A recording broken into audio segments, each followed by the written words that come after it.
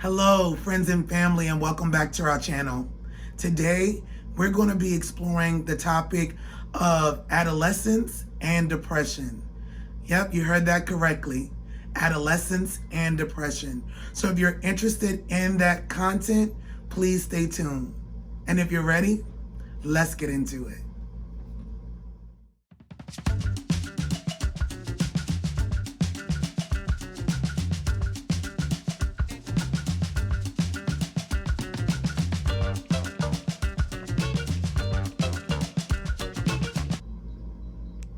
Welcome back to Choosing to Live Now. My name is Taneshia, and today we'll be ending our series about depression. And I thought that I would be so irresponsible if I did not take a few moments to talk to you about depression as it relates to children, especially adolescents. So when we think about adolescence and depression, what I want to make you aware of is that adolescence is such a critical period in development that a lot of, parents and adults really oftentimes don't understand. And I want to kind of take you through that journey of what adolescence period is and how depression ties into their lives.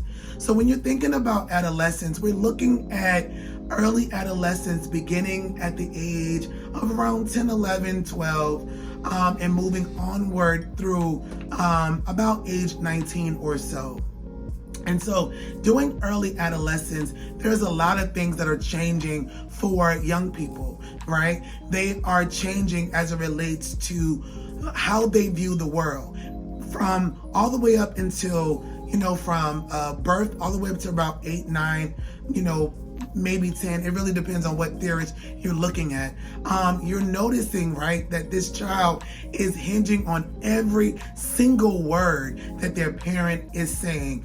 How they're viewing the world is based on what they've observed in their home life, and they're looking at the adults in their life, whether they be parents, whether they be teachers. They're looking at them for guidance in every area that they experience. However, when you're getting into this early adolescence period, right, what's happening for these young people is that their mind is starting to change, and they're starting to begin to question their own identity. Yeah.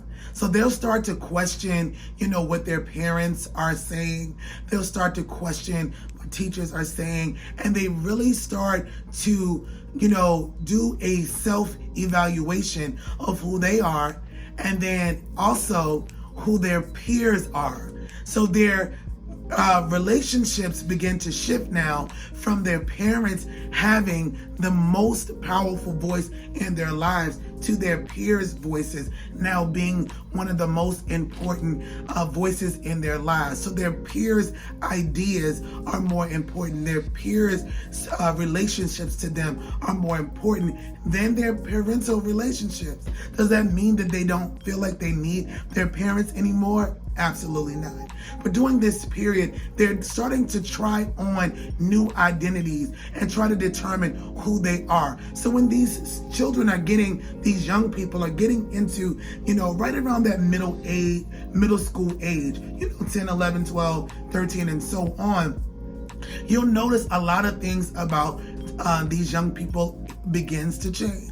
They begin to try on different clothing, different foods, different music. You'll notice that, their friend group will change multiple times. Why? Because they're trying to determine what space, where do they fit in life. So these young people know what their parents' goals are for them if they've been set. And they're keeping that information in the back of their mind. But now they're also attempting to figure out who they are as it relates to their social world. And this social interaction is extremely important for them, because as they're learning how to deal with different social relationships, they're learning how to manage both conflict and its resolution, right? Which is critical for their upward mobility in adulthood.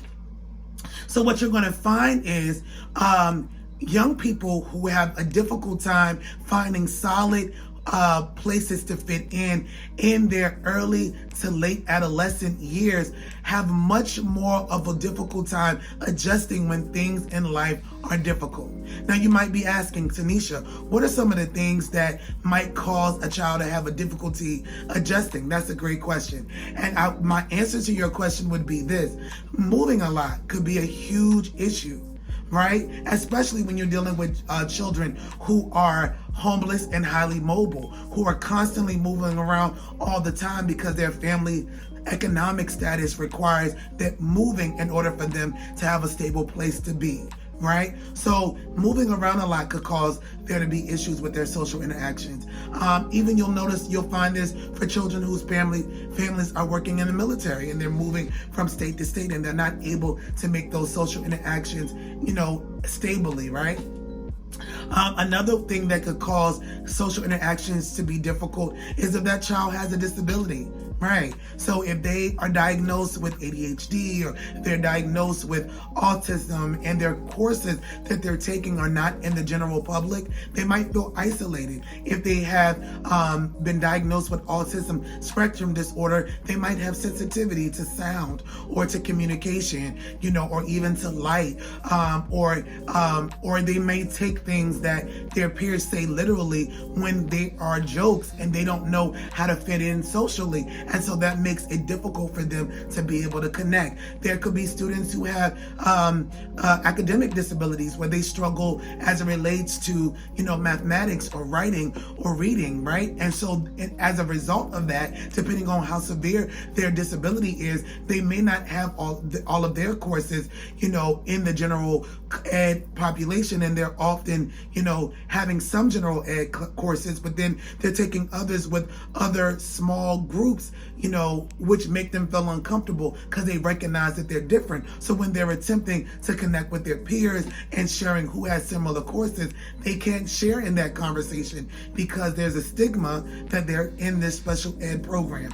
So these things can occur in a person's life. Something else that can make socialization difficult for a student could be if they are dealing with abuse at home.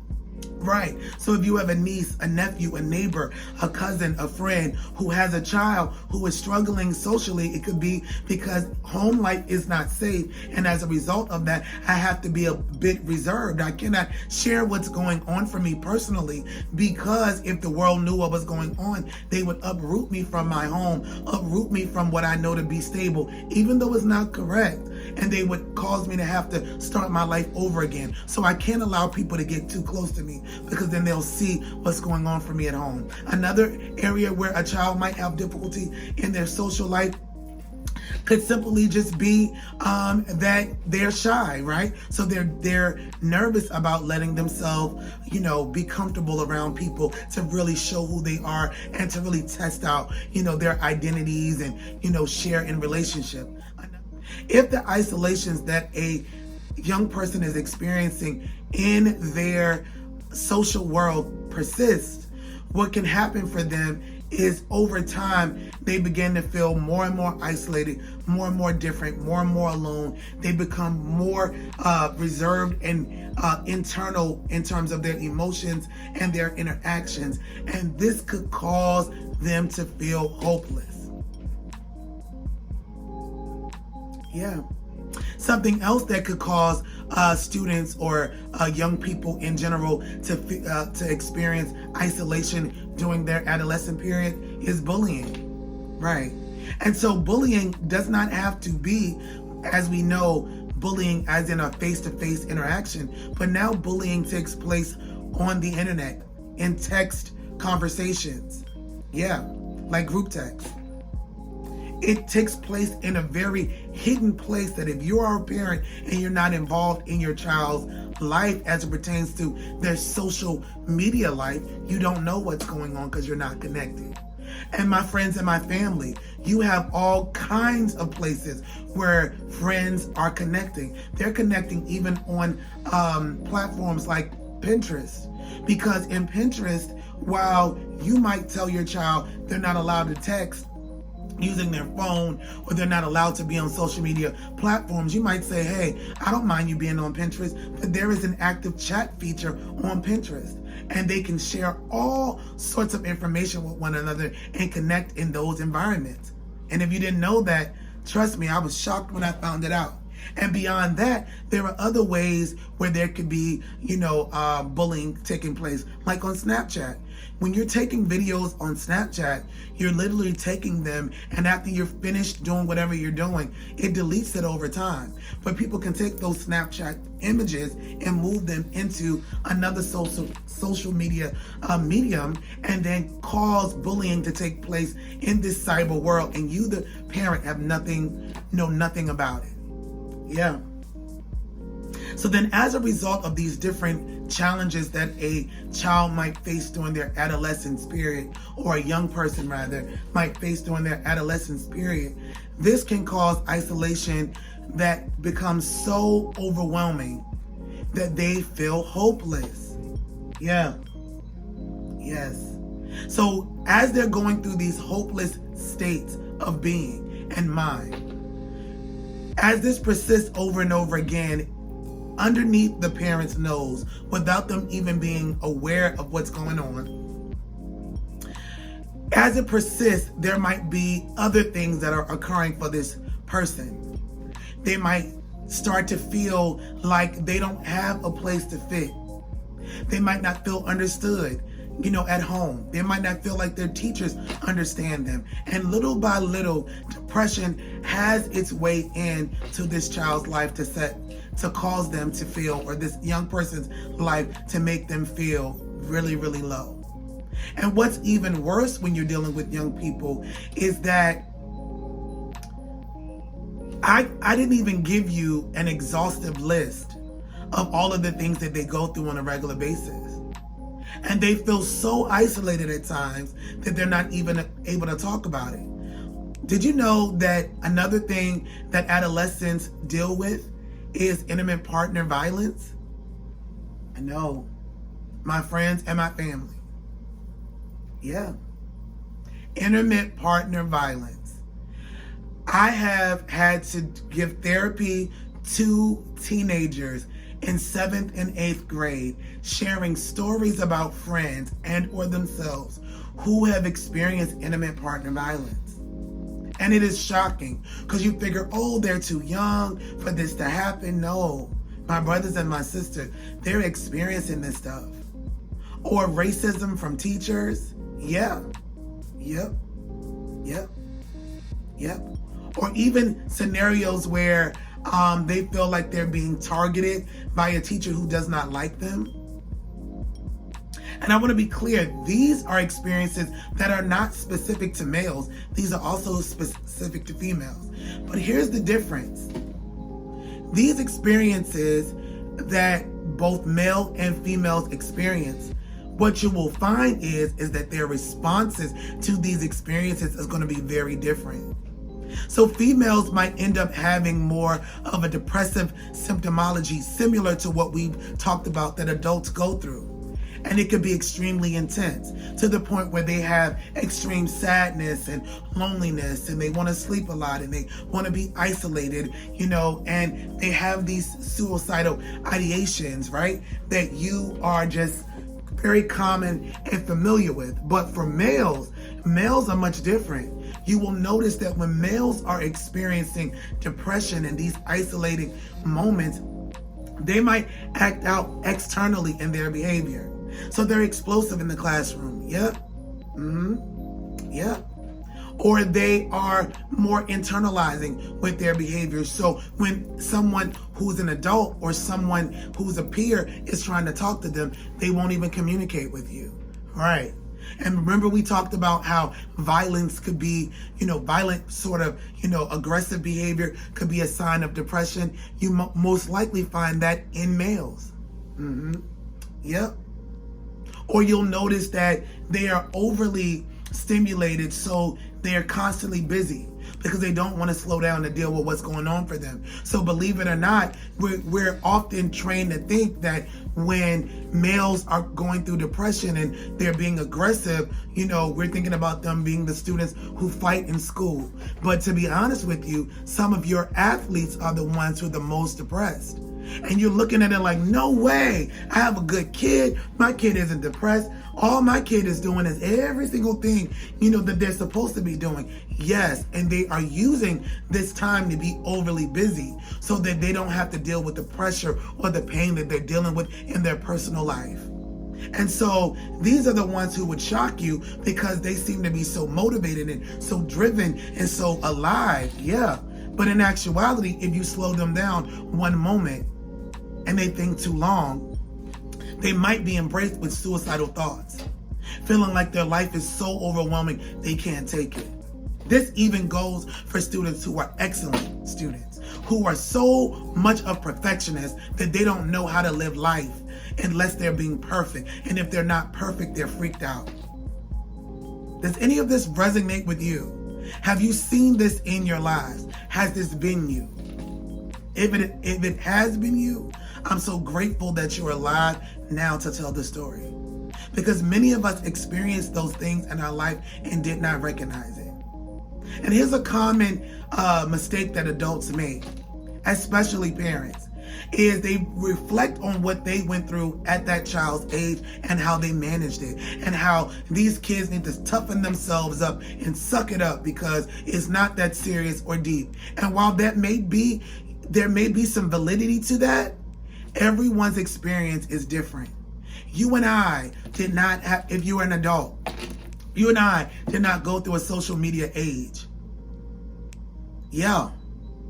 Where everything that we did could be recorded on the internet. And that information goes into perpetuity. You can try to delete it, and unless you have the appropriate amount of lawyers and money, you can't move that stuff off the internet easily. And as a result, these children, these adolescents, these young people are constantly faced with the mistake that they made yesterday, today. They can never get out of it. They grow up and it's still there. And they're constantly reminded of things that they can't get rid of. Where you and I, mother, uncle, cousin, who might be older than this generation, who everything is online, may have made mistakes. But honey, we kept those mistakes in our private life, and we were able to move to different states, go to different colleges, work on different jobs where we didn't have to carry the shame of the mistakes we made. But in this generation, my brother and my sister, that's not the reality. Then let's add on to that this global health crisis that we've experienced over the last couple years, and these young people being isolated from school. So then where were they forced to get their interaction from? Honey, the internet. Oh yes. So that put them more in a world where they're forced to be online. Yeah. And if you were raised anything like I was raised, when I was young, my mother would be like, honey, you need to go outside. You need to go play. This is a generation that does not do that. They are stuck. They're either gaming, they're either on their phones texting, or they're on social media. They live and breathe for social media. So sometimes as a parent, you might miss depression in this world because they're already isolated in many of their behaviors, and you don't know where the conflict that young person might be facing is coming from. Woo. Oh gosh. So it's very important that we navigate and understand what depression will look like for them. And what's dangerous for them is that they could be having suicidal ideation, they could be doing self-injury, and you never even know it. Yeah. So as you reflect on depression and what we've talked about so far, and if you haven't gotten a chance to watch the other videos, take a look at them. Think about that the world of a teenager, an adolescent, a young adult is so different than what you might even recognize.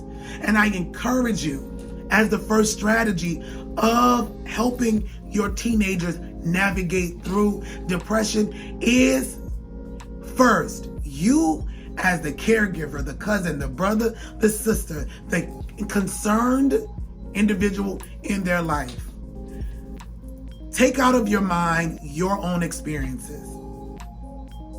Take out your own ideas and validate what is going on or could be going on for the youth in your life. Taneshia, what do you mean by that? Honey, what I'm saying is that don't nobody care what you went through? I know. Don't nobody care. They're from a different generation. They are different people. In order for you to help them, you have to take your mind out of what you went through. Yup. And you have to deal with the fact that what is stressful for them is far different than what was stressful for you. Second strategy to help navigate these young people is make a conscious effort to keep open lines of communication. What you saying, Taneshia? Honey, not only am I saying you need to talk to your kids, to your friends, to your cousins, to the people who are teenagers in your life, but baby, I encourage you to monitor them. Well, Taneshia, I believe that children should be independent and they're going to grow up and be adults, baby. And they will grow up and be maladaptive, unstable adults who did not deal with their emotions effectively if we don't stay connected to them, my brother and my sister. So I encourage you, again, in our number 2, stay in open lines of communication. Monitor them kids. Monitor your teenagers. Monitor your loved ones. Be present with them. Number 3, pay close attention to the changes in their lives. If you start to notice that all of a sudden, now remember, we talked about the fact that adolescence is the period where teenagers tend to change their identity. They might change up the way that they dress. They might change up the music that they listen to. Part of that stuff is normal. And also part of that stuff is a sign, my brother and my sister, that changes are taking place that could be related to depression. Now, if you've watched our other series about depression, you already know that one of the things that happens is people lose their desire for pleasure. So pay attention to your young people when they adore music or they adore a specific thing or they adore doing specific things or they stop and then all of a sudden they stop enjoying everything. And all they want to do is be isolated and alone on their phone or not on their phone or sleeping. These changes in behaviors are things you got to pay attention to, my brother and my sister, because they might be going through distress and they don't know how to share it with you. Okay, ready for it? Okay, number 4. If you're observing changes in your adolescent's life, my brother and my sister, do not wait. Get them help. Why you say that, Taneshia? Here's why. There is a whole world, my brother and my sister, called suicide culture. Yep. That is very common among adolescents. Within this culture, there are a group of young people that have made pacts with one another that they're going to commit suicide or to do self-injury, but they only share those things with each other. Oh, God. What you saying, Taneshia? What I'm saying is that these types of depressions can lead your young people to hanging in groups with people who have the same mindset. You know, like that adage, birds of a feather flock together, baby. And there are dark parts of the internet, dark parts of social media that have groups that talk about this stuff, my brother and my sister, giving strategies and web pages on how to accomplish suicide. And when a person is low, they will seek out those people in those places in order to find ways to handle their stress on their own. Pay attention to their friends. Get your people help. Soon as you see a change, get the help. Yeah.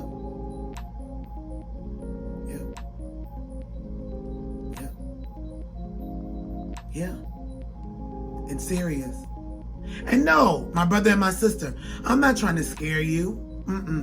But I want to warn you. I want to share with you that what we go through as adults is not different for children. Adolescents. They're struggling just like we are. And it is so important that we be sensitive to what they need. They want to be heard. They want to be validated. They want to feel valued. Check on their social interactions. Check on who they're with. And be as present as you can be. Connect them to social groups, that are safe, that you've examined and vetted out as a caretaker or a loved one of this family member. Recommend them to a group that can keep them safe and to change their mind.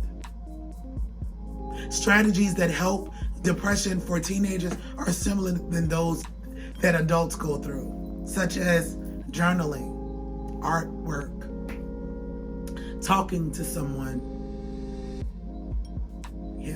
listening to music. All of these things help, but you don't even know how to help them if you don't reach out to them and find out what they need. If you know someone who has children and they are in a maltreatment situation, such as they don't have their, they're not being taken care of correctly, do yourself a favor. If you love your loved ones, get them some help. And if they're not willing to get the help, you might need to report what you're dealing with. If you care about the loved ones who are in trouble, get them help. Yeah.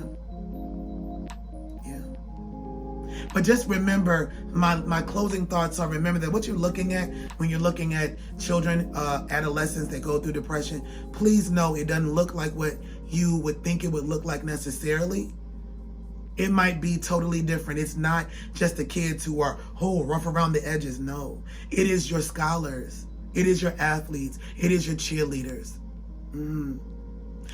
Depression can come to any of them. As a matter of fact, can I give you a little secret?